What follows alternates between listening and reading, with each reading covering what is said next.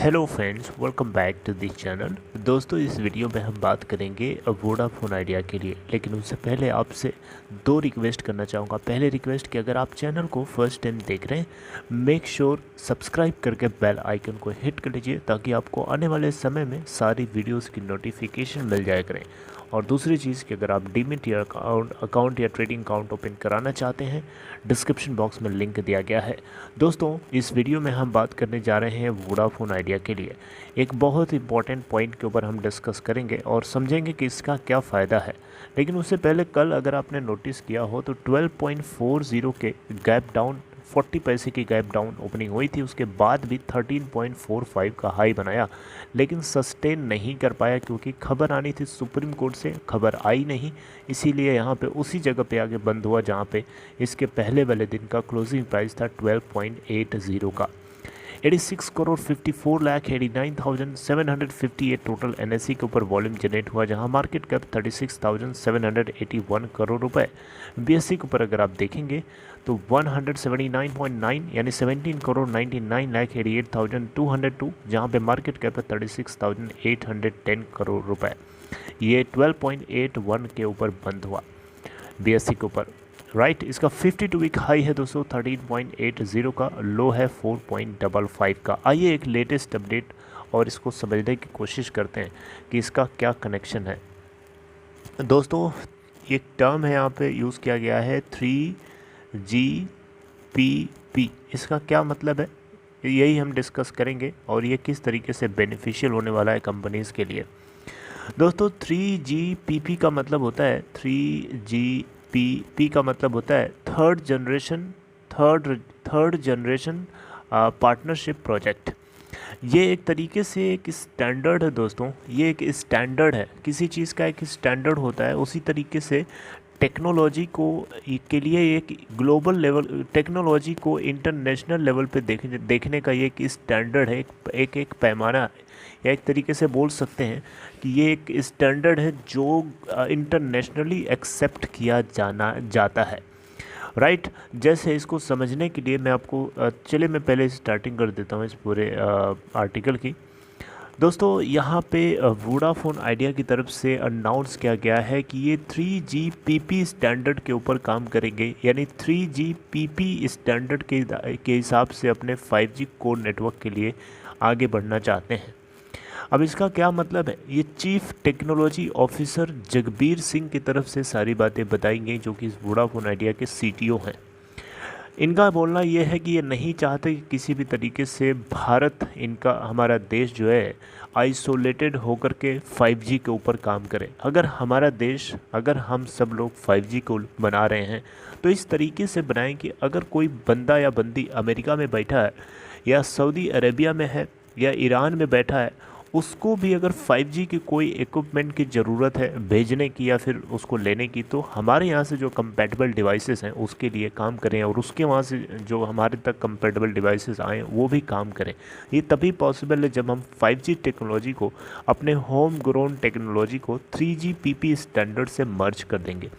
थोड़ा थोड़ा अब आपको समझ में आ रहा होगा कि 3GPP स्टैंडर्ड क्या है। दोस्तों, ये एक स्टैंडर्ड है, इस स्टैंडर्ड के हिसाब से अगर हमारे देश में 5G टेक्नोलॉजी को ग्रो कराया जाता है तो उससे क्या होगा कि कहीं से भी किसी दुनिया में किसी भी जगह से अगर कोई डिवाइस आती है या इस तरीके का कोई इक्विपमेंट आता है जो 5G से जुड़ा होगा, तो वो हमारी डिवाइसेस, हमारी टेक्नोलॉजी उसके ऊपर काम करेगी। इसको एग्जांपल से मैं आपको समझाना चाहूँ तो आप शायद थोड़ा सा टच कर पाएंगे मैं क्या बोलना चाह रहा हूँ। जैसे मान लीजिए कि 4G, अभी हम लोग 4G को यूज़ कर रहे हैं, राइट, और आपने मान लीजिए एक अमेरिका से फ़ोन मंगवाया, राइट, और वो 4G को यहाँ के 4G को सपोर्ट ही ना करे, तो फिर क्या मतलब हुआ। 4G वहाँ पे भी चलता है, यहाँ पे भी 4G, लेकिन वहाँ की 4G और यहाँ 4G में डिफरेंस हो गया ना, तो फिर वहाँ का फ़ोन यहाँ सपोर्ट ही नहीं कर रहा है। यहाँ से आप जो फ़ोन किसी को वहाँ भेज रहे हो उसको भी नहीं सपोर्ट, वहाँ की 4G को सपोर्ट नहीं कर, तो मतलब क्या हुआ, इसका मतलब कि 4G स्टैंडर्ड जो है 3GPP स्टैंडर्ड के साथ मर्ज नहीं है। 3GPP स्टैंडर्ड के साथ मर्ज हो जाएगा तो जो भी इक्विपमेंट मैन्युफैक्चरिंग कंपनीज़ हैं, मोबाइल फ़ोन मैन्युफैक्चरिंग कंपनीज़ हैं, या जो भी हैंडसेट मैन्युफैक्चरिंग, या जो भी इस तरीके के नेटवर्क से जुड़े हुए कॉस्ट्स हैं, नेटवर्क से जुड़े हुए ऑपरेशंस हैं, उन सभी चीज़ों को international standard point of view से बनाया जाता है और काम किया जाता है ताकि कहीं पे किसी को सप्लाई किया जा सके और कहीं से किसी से डिलीवरी भी कराई जा सके। इससे बहुत सारे बेनिफिट हैं। इससे कंपनीज़ के जो नेटवर्क का सिक्योरिटी को लेकर के जो खतरा बना रहता है उसके लिए भी यहाँ पे मजबूती देखने को मिलेगी, राइट। तो एक इम्पॉर्टेंट फायरवॉल की ज़रूरत है, क्योंकि 5G एक केस स्टडी या एक केस सेंसिटिव कह सकते हो कि एक यूज़ केस होने वाला है आने वाले टाइम में एंटरप्रेन्योर्स के लिए, और IoT के ऊपर पूरी तरीके से काम करेगा। तो यहाँ पे सिक्योरिटी की भी उतनी ही ज़्यादा ज़रूरत है। तो इसीलिए यहाँ पे 5G को वोडा आइडिया जो है अलग अलग कंपनीज़ के साथ पार्टनरिंग करके डेवलप करने की कोशिश कर रहा है, और बहुत सारे इन्होंने प्रैक्टिकल भी किए हैं। अभी मैं बताऊँगा आपको कि आगे क्या इनके प्रैक्टिकल के आउटपुट है, राइट। तो दोस्तों यहाँ पे चीफ टेक्नोलॉजी ऑफिसर की तरफ से यही बताने की यहाँ पे कोशिश करी जा रही है कि ये अपने 5G को अपने देश में ही लिमिट नहीं रखना चाहते, बल्कि इसको ग्लोबल स्टैंडर्ड से मर्ज करके रखना चाहते हैं। और इसी के लिए ये टेलीकॉम ऑपरेटर्स में सारे ऑपरेटर्स ने भारत सरकार डॉट से, और एक और इंस्टीट्यूशन है इसी के अंदर डिपार्टमेंट ऑफ टेलीकम्युनिकेशन के अलावा एक है टेलीकम्युनिकेशन इंजीनियरिंग सेंटर, इन दोनों से ऑपरेटर्स ने गुहार लगाई, रिकमेंडेशन करी है कि आप जो है 5G को 3GPP के स्टैंडर्ड से, जो कि एक ग्लोबल 5G स्टैंडर्ड है, उसके साथ मर्ज करिए, राइट, ताकि स्केल को एम्पलीफाई किया जा सके और इसके अलावा कॉस्ट्स को रिड्यूस किया जा सके। क्योंकि नेटवर्क रोल आउट से जुड़ी हुई जो कॉस्ट है, इवन इक्विपमेंट प्रोडक्शन से जुड़ी हुई कॉस्ट है, वो काफ़ी ज़्यादा हो जाएगी अगर हम अपने देश के अंदर 5G को स्टैंड अलोन बेसिस पे रखेंगे तो, राइट। वैसे वोडाफोन आइडिया 5G के स्टैंड अलोन बेसिस और 5G non stand alone basis दोनों के लिए तैयार है। वैसे मोस्ट लाइकली है कि ये non stand alone NSA non stand alone basis पे जाए।